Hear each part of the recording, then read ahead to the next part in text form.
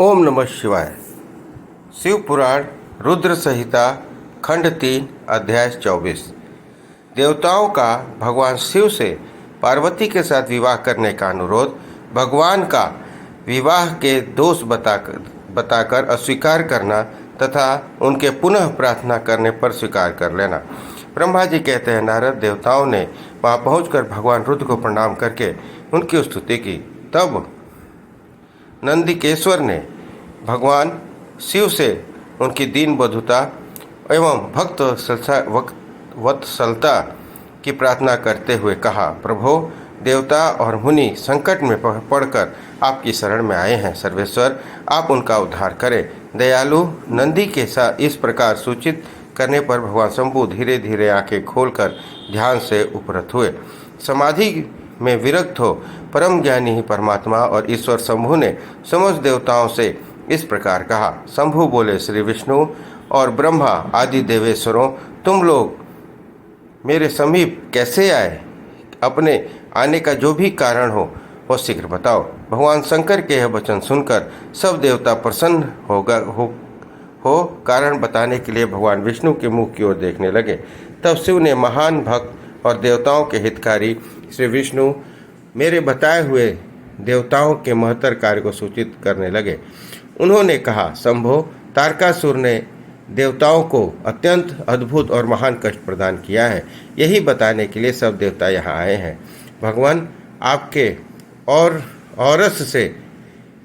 औरस पुत्र से ही तारक दैत्य को मारा जा सकेगा और किसी प्रकार से नहीं। मेरा यह कथन सर्वदा सत्य है। महादेव, इस प्रकार विचार करके आप कृपा करें। आपको नमस्कार है। स्वामिन, तारकासुर के द्वारा उपस्थित किए गए इस कष्ट को आप देवताओं का उद्धार करेंगे। देव शंभो, आप दाहिने हाथ से गिरजा का पानी ग्रहण करें। गिरिराज हिमवान के द्वारा दी हुई महानुभावा पार्वती को पानी ग्रहण के द्वारा ही अनुग्रहित कीजिए। श्री विष्णु का यह वचन सुनकर योगपरायण भगवान शिव ने उन सबको उत्तम गति का दर्शन कराते हुए इस प्रकार कहा, देवताओं, ज्यों ही मैंने सर्वांग सुंदरी गिरजा देवी को स्वीकार किया तो ही समस्त सुरेश्वर ऋषि मुनि सकाम हो जाएंगे। फिर वे तो परमार्थ पर चलने में समर्थ न हो सकेंगे। दुर्गा अपने पानी ग्रहण मात्र से ही कामदेव को जीवित कर देगी। विष्णु, मैंने कामदेव को जलाकर देवताओं का बहुत बड़ा कार्य सिद्ध किया है। आज से सब लोग मेरे साथ सुनिश्चित रूप से निष्काम होकर रहे। देवताओं, जैसे मैं हूँ उसी तरह तुम सब लोग पृथक पृथक रहकर कोई विशेष यत्न किए बिना ही अत्यंत दुष्कर और उत्तम तपस्या कर सकोगे। तब उस मदन के न होने से तुम सब देवता समाधि के द्वारा परमानंद का अनुभव करते हुए निर्विकार हो जाओ, क्योंकि काम नरक की ही प्राप्ति कराने वाला है। काम से क्रोध होता है और क्रोध से मोह होता है और मोह से तपस्या नष्ट होती है। अतः तुम सभी श्रेष्ठ देवताओं को काम और क्रोध का परित्याग कर देना चाहिए। मेरे इस कथन को कभी अन्यथा नहीं मानना चाहिए। ब्रह्मा जी कहते हैं, नारद, वृषभ के चिन्ह से युक्त ध्वजा धारण करने वाले भगवान महादेव ने इस प्रकार की बातें सुनकर ब्रह्मा विष्णु देवताओं और तथा मुनियों को अत्यंत धर्म का उपदेश दिया। तदंतर भगवान शंभु पुनः ध्यान लगाकर चुप हो गए। पहले की ही भांति पार्षदों से घिरे हुए सुस्थिर भाव में बैठ गए।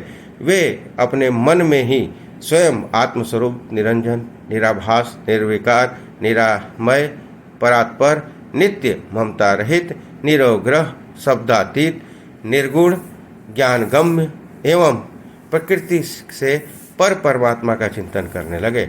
इस प्रकार परम स्वरूप का चिंतन करते हुए वे ध्यान में स्थित हो गए। बहुत से प्राणियों की सृष्टि करने वाले भगवान शिव ध्यान करते करते ही परमानंद में निमग्न हो गए। श्री हरि और इंद्र आदि देवताओं ने जब परमेश्वर शिव को ध्यानमग्न देखा तब उन्होंने नंदी की सम्मति ली। नंदी ने पुनः दीन भाव से स्तुति करने के लिए कहा। उनकी इस सत सम्मति के अनुसार देवता स्तुति करने लगे। वे बोले, देव देव महादेव, करुणा सागर प्रभु, हम आपकी शरण में आए हैं। आप महान क्लेश से हमारा उद्धार कीजिए।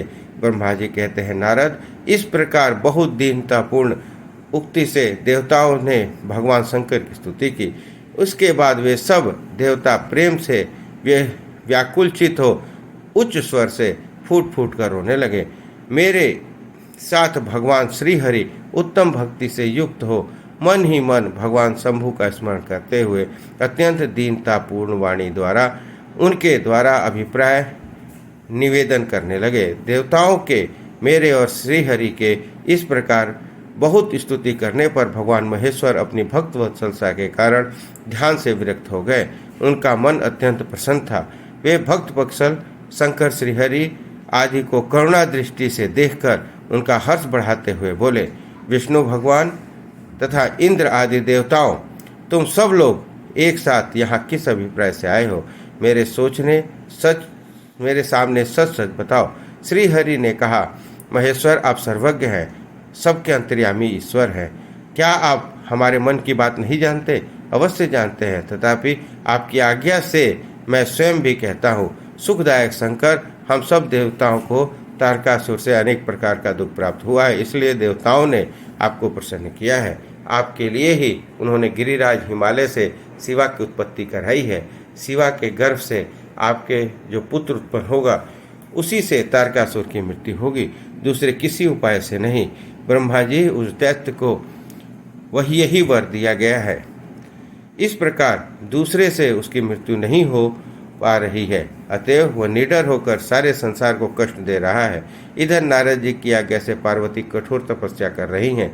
उनके तेज से समस्त चराचर प्राणियों सहित त्रिलोक की आच्छादित हो गई है। इसलिए परमेश्वर आप शिवा को वर देने के लिए जाइए। स्वामिन, देवताओं का दुख मिटाइए और हमें सुख दीजिए। शंकर, मेरे तथा देवताओं के हृदय में आपके विवाह का उत्सव देखने के लिए बड़ा भारी उत्साह है, अतः आप यथोचित रीति से विवाह कीजिए। परात्पर परमेश्वर, आपने रति को जो वर दिया था उसकी पूर्ति का अवसर आ गया है, अतः आपकी प्रतिज्ञा को शीघ्र सफल कीजिए। ब्रह्मा कहते हैं, नारद, ऐसा कह उन्हें प्रणाम करके श्री विष्णु आदि देवताओं और महर्षियों ने नाना प्रकार के स्तोत्रों द्वारा उनकी स्तुति की। जब वे सब के सब उनके सामने खड़े हो गए, भक्तों के अधीन रहने वाले भगवान शंकर भी, जो वेद मर्यादा के रक्षक हैं, देवताओं की बात सुनकर हंसकर बोले, हे हरे, हे विधे और हे देवताओं, तुम सब लोग आदर पूर्वक सुनो। मैं यथोचित विशेषतः विवेकपूर्ण बात कह रहा हूँ। विवाह करना मनुष्यों के लिए उचित कार्य नहीं है, क्योंकि विवाह दृढ़ता पूर्वक बांध रखने वाली एक बहुत बड़ी बेड़ी है। जगत में बहुत से कुसंग हैं, परंतु स्त्री का संग उनमें सबसे बढ़कर है। मनुष्य सारे बंधन से छुटकारा पा सकता है, परंतु स्त्री प्रसंग रूपी बंधन से वो मुक्त नहीं हो पाता। लोहे और काठ की बनी हुई बेड़ियों में दृढ़तापूर्वक बंधा हुआ पुरुष भी एक दिन उस कैद से छुटकारा पा सकता है, परंतु स्त्री पुत्र आदि के बंधन में बंधा हुआ मनुष्य कभी छूट नहीं पाता। महान बंधन में डालने वाले विषय सदा बढ़ते रहते हैं। उनका मन विषयों के वशीभूत हो गया है। उसके लिए मोक्ष स्वप्न भी दुर्लभ है। विद्वान पुरुष यदि सुख चाहता है तो यह विषयों को विधि पूर्वक त्याग दे। विषयों को विष के समान बताया गया है, जिनके द्वारा मनुष्य मारा जाता है। विषयी के साथ वार्ता करने मात्र से मनुष्य क्षण भर में पतित हो जाता है। आचार्यों ने विषय की मिश्री पिलाई हुई वारुणी मदिरा कहा है। यद्यपि मैं यह बात को जानता हूँ और यद्यपि विषयों के इन सारे दोषों का मुझे विशेष ज्ञान है, तथापि मैं तुम्हारी प्रार्थना को सफल करूँगा, क्योंकि मैं भक्तों के अधीन रहता हूँ और भक्त वत्सलता उचित अनुचित सारे कार्य करता हूँ। इसलिए तीनों लोकों में यथोचित कर्ता के रूप में मेरी प्रसिद्धि है। भक्तों के लिए मैं अनेक बार बहुत से प्रयत्न करके कष्ट सहन किए हैं। गृहपति होकर विश्वानर मुनि का दुख दूर किया है। हरे विधे, अब अधिक कहने की क्या आवश्यकता है? मेरी जो प्रतिज्ञा है उसे तुम सब लोग अच्छी तरह जानते हो। मैं यह सत्य कहता हूँ कि जब जब भक्तों पर कहीं विपत्ति आती है, तब तब मैं तत्काल उनके सारे कष्ट हर लेता हूँ। तारकासुर से तुम सब लोगों को जो दुख प्राप्त हुआ है उसे मैं जानता हूँ और उसका हरण करूँगा। यह भी सत्य सत्य बता रहा हूँ। यद्यपि मेरे मन में विवाह करने की रुचि नहीं है, तथापि मैं पुत्रोदन के लिए गिरजा के साथ विवाह करूंगा। तुम सब लोग अब निर्भय होकर अपने अपने घर जाओ, मैं तुम्हारा कार्य सिद्ध करूंगा। इस विषय में अब कोई विचार नहीं करना चाहिए। ब्रह्मा जी कहते हैं। ऐसा कहकर भगवान शंकर मौन हो समाधि में स्थित हो गए और विष्णु आदि सभी देवता अपने अपने धाम को चले गए। इस प्रकार रुद्र संहिता खंड 3 अध्याय 24 समाप्त हुआ। बोलिए हर हर महादेव।